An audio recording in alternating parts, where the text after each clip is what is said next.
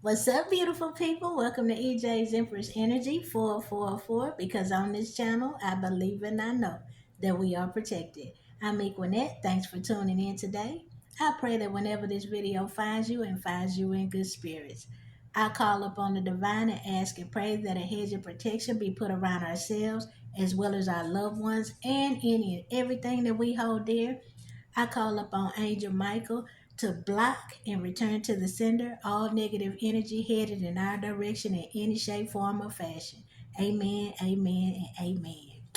It's Friday, y'all. So if you off this weekend, do the doggone Friday. And when I say do the doggone Friday, just break out and do a dance for a little second. Do the Friday, do the Friday, do the Friday, do the Friday. Go, go, go, go, go, go, go, go. Do the Friday, do the Friday, do the Friday, do the Friday. Go, go, go, go, go, go, go. Sometimes we got to be goofy with ourselves, y'all. If you done made it through this week, you done made it to the weekend, you deserve to do the doggone Friday, okay? So when Friday come, break out with your dance for a minute or two. Get yourself motivated and ready for that weekend, baby. Anyway, so let's get on with today's message, which is the pitfalls of gossiping. Now, I'm not going to sit in this seat and act like I ain't never entertained no gossip. But what I have come to learn now is when it's headed my way, remove myself if I can from that situation. Don't participate in it because gossip is almost as bad as any kind of cancer that has metastasized through the body. It can cause, how do you say, irreparable harm. So we're going to touch on gossip and the pitfalls of it. When someone comes to you with gossip, what you may want to think about first and foremost is to consider the source. Who is bringing you this information and why? Is this an individual that's always spreading somebody else's mess, always the first to know something and talking about it and spreading other folks' business? Is this kind of individual coming to you with the information? You want to try to avoid those kind of individuals who always in the middle of something, always talking about somebody else's business, because those are toxic individuals. And you want to be careful with those type of people because if they will spread gossip, if they will talk to you about gossip, if they already in the middle of gossip, what I have come to learn, if they will gossip with you, they will gossip about you. And so as quick as they quick to tell you something about somebody else, it's even quicker that they ready to tell somebody else something about you. That's what I have come to learn. And that's why I try to avoid or separate and distance myself from people who gossip. Next thing you want to think about is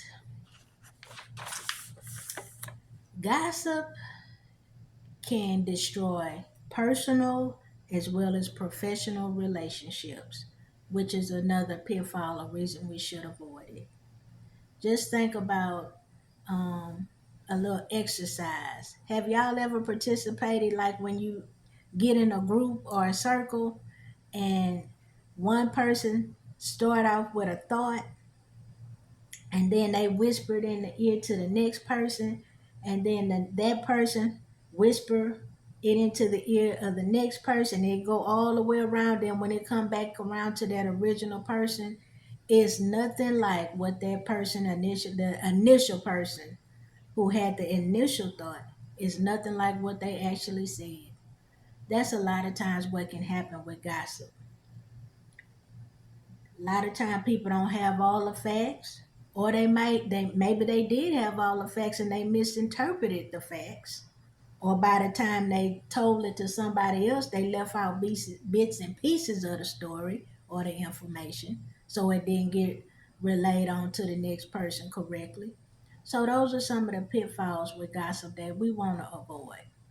But I've done that exercise more than one time, and let me tell you, the times that I participated in it, it never ended up back getting back to that initial person exactly how it was said. That's why we should not participate or allow ourselves to get caught up in gossip. Another thing we want to think about is when people tell us things in confidence, what do they always say to us? Please don't tell anybody. Please don't say anything. And if we say that we not, and then we turn around and relay or share, disclose that information with somebody else, that's wrong. Have you ever heard of that person where they say they can't hold water? Well, I have a different thought about that. Can't hold two T's.